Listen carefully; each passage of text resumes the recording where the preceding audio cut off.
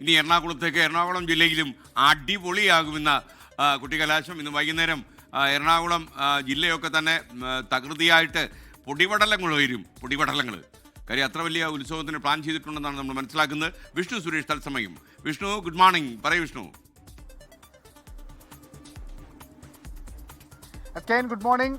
111 തദ്ദേശ സ്ഥാപനങ്ങളിലേക്കായി 7374 സ്ഥാനാർത്ഥികളാണ് കഴിഞ്ഞ ഒരു മാസമായി എറണാകുളത്ത് പ്രചരണം നടത്തിയത്. വലിയ പ്രതീക്ഷയിലാണ് മുന്നണികൾ. എറണാകുളം പൊതുവെ ഒരു UDF അനുകൂല ട്രെൻഡ് കാണിക്കുന്ന ഒരു ജില്ലയാണ്. പക്ഷേ ഇത്തവണ അതിനപ്പുറത്തേക്ക് ഇഞ്ചോടിഞ്ച് പോരാട്ടത്തിലേക്ക് ഓരോ തദ്ദേശ സ്ഥാപനങ്ങളിലെ മത്സരങ്ങൾ ഉണ്ടാകും.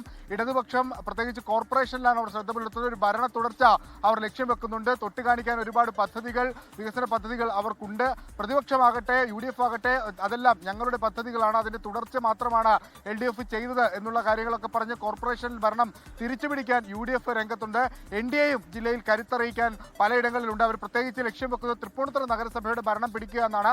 നിലവിൽ പ്രധാന പ്രതിപക്ഷമാണ് NDA. അതുകൊണ്ട് അവർ ഇത്തവണ തൃപ്പൂണിത്തുറ നഗരസഭയിൽ ഭരണം ഉറപ്പിക്കാൻ NDA രംഗത്തുണ്ട്. എറണാകുളത്തെ ഒരു പ്രധാനപ്പെട്ട ശക്തിയായി മാറാൻ പോകുന്നത് 2020 ആണ്. കഴിഞ്ഞ ഒരു 10 വർഷമായി കിഴക്കമ്പലം പോലുള്ള മേഖലകളിലൊക്കെ കൃത്യമായി സാന്നിധ്യം അറിയിച്ച 2020 ഇത്തവണ അവർ കോർപ്പറേഷൻ മേഖലയിലേക്ക് കടന്നു വരുന്നു.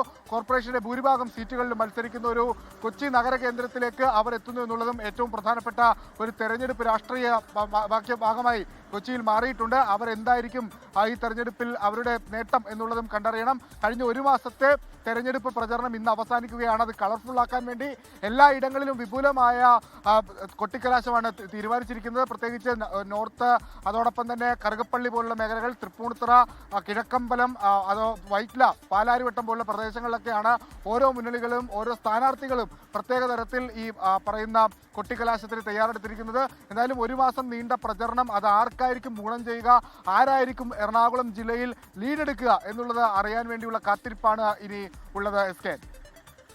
Thank you. ലോകത്തെവിടെയായാലും ഏത് സമയത്തും 24 വാർത്തകളും ഓഗ്മെന്റഡ് റിയാലിറ്റി പാക്കേജുകളും എക്സ്പ്ലെയിനറുകളും വിശദമായി കാണാൻ ഞങ്ങളുടെ YouTube ചാനൽ നിങ്ങൾക്ക് സബ്സ്ക്രൈബ് ചെയ്യാം.